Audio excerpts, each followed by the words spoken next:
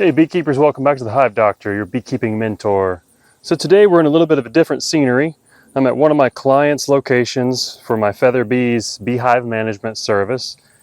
And if you saw one of my recent shorts, you saw that one of these two colonies, this one right here, I approached one day and found that they had been poisoned. There were bees all over the ground, dead, a few crawling. Tons of dead bees on the bottom board, but the queen was still alive and there were still quite a few bees left in the colony. Between these two, they were thriving the most. And so although they took a big hit, they were able to do it because of what they had left. Well, today we're going to do several things while I'm here. We're going to be feeding these bees again, refilling their feeders, giving them a mite treatment. But we're also first going to do a hive inspection and see what they're looking like after I boosted them with some bees and brood from one of my colonies at home. So let's check this out, stick around, and we'll look and see what we got going on inside.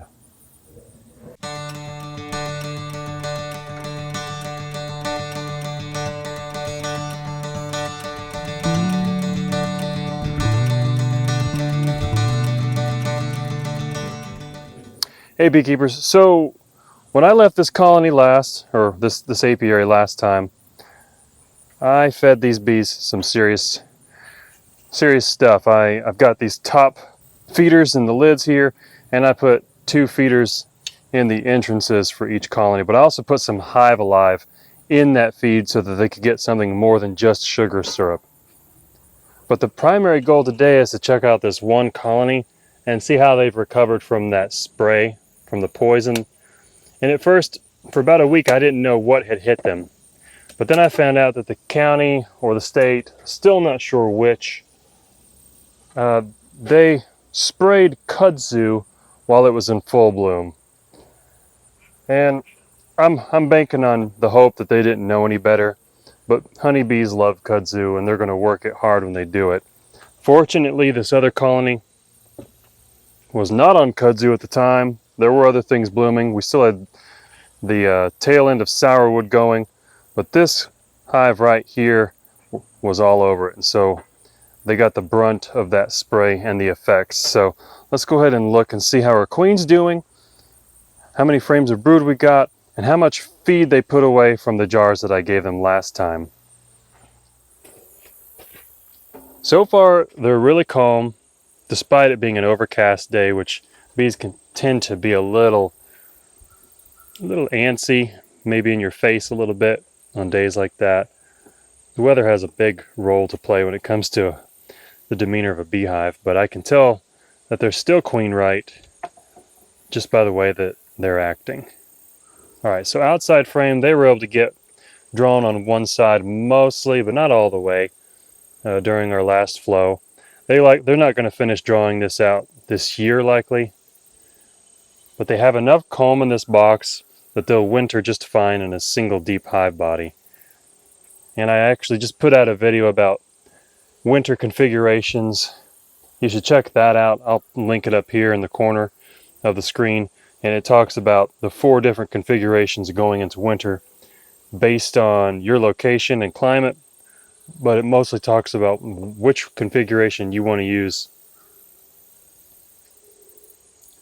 So after this colony was poisoned, they started ripping out a lot of their brood and pulling it out of the frames and carrying it outside. So I imagine that it was affected by that poison, and they had no food. Like, I just barely caught them in time before they starved.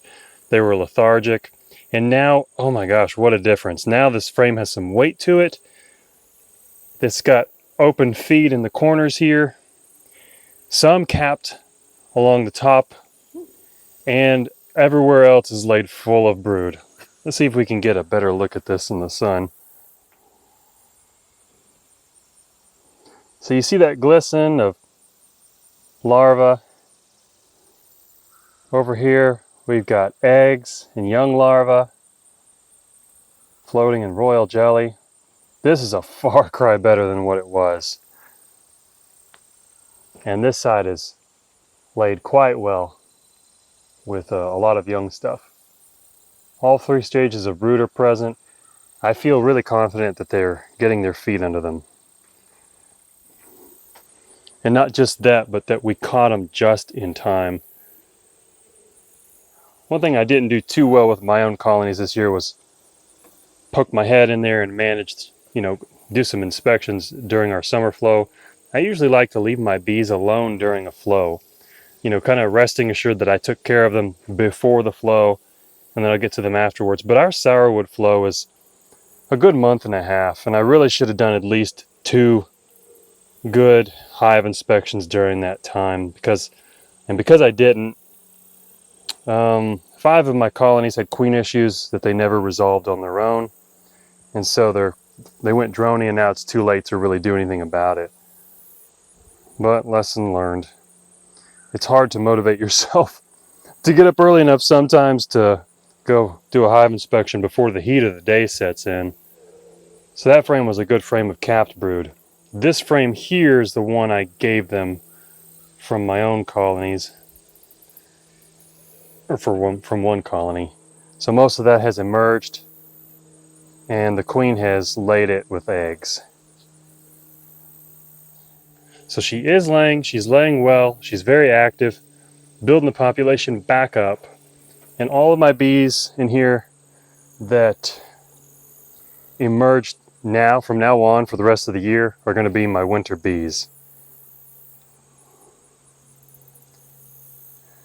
And this is the original queen that came with this colony. This queen in 5-frame nuke came from Franklin, North Carolina. I went and picked those up from a local beekeeper there. The other colony over there also came from Franklin, but I had to replace that queen with one of my own. And they're doing well. They probably look about like this one does now. So this frame's mostly, you see that glisten? Mostly feed. No brood on this side, so to speak. A little bit of pollen, but mostly feed. And the next frame is the same. The 2 outside frames here and 2 outside frames on this side have a little bit of nectar, but not much for food or brood, and that's okay. Like, these girls are still growing. It's only late summer here. I feel confident they still have time to get a good population and a good amount of feed under them to winter well in this single deep. So as you can see, I don't have any more deaths from that poison. Nothing even residual. So they're on the mend. Kudzu is still blooming in some areas. Theoretically, they're not going to spray the same areas that they did. I hope that these bees don't get in that. We're doing our best to try to contact the people involved and educate them as to when to spray and when not to spray. Ideally, they wouldn't do it at all. I mean, the frost and the freeze that we get in winter will cut kudzu back just fine. Spraying it doesn't do anything, in my opinion. It's such an invasive right now. Like, unless you're going to dig up the tubers, why even bother?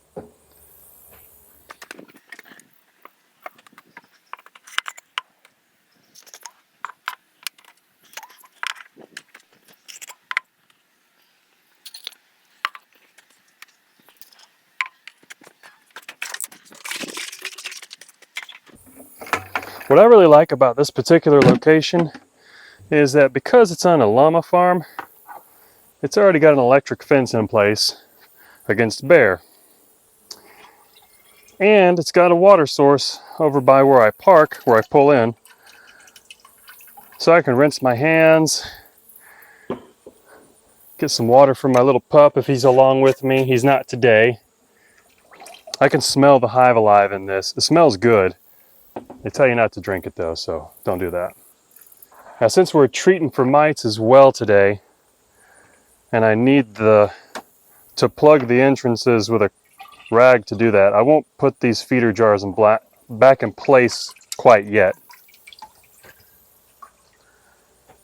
I will put the feeder jars on top, but I won't put the ones in the entrances because I got to plug those up. So sometimes they will propolize these lids shut, just like they did on this one. I got to get a screw or a nail or something and get these holes unplugged. All right, so I've got this one fixed. There's two ways to tell if this is plugged up or not. One, you just turn this over. If syrup doesn't come out, it's plugged up. The other way is you can hold the lid up to the sun, and if you see daylight coming through, it's unplugged. I'm at the bottom of my bucket here, so I've got to pour this by hand. Okay, I'll leave enough. Try to evenly distribute this. Now this bucket is wet with feed, although it's finished. So what I'm going to do is leave it on its side down here so the bees can clean it out but not drown in what's left. And the next time I come, I'll take that home. And I can bring another bucket with me with more feed in it. All right, so that one's ready. This one's empty.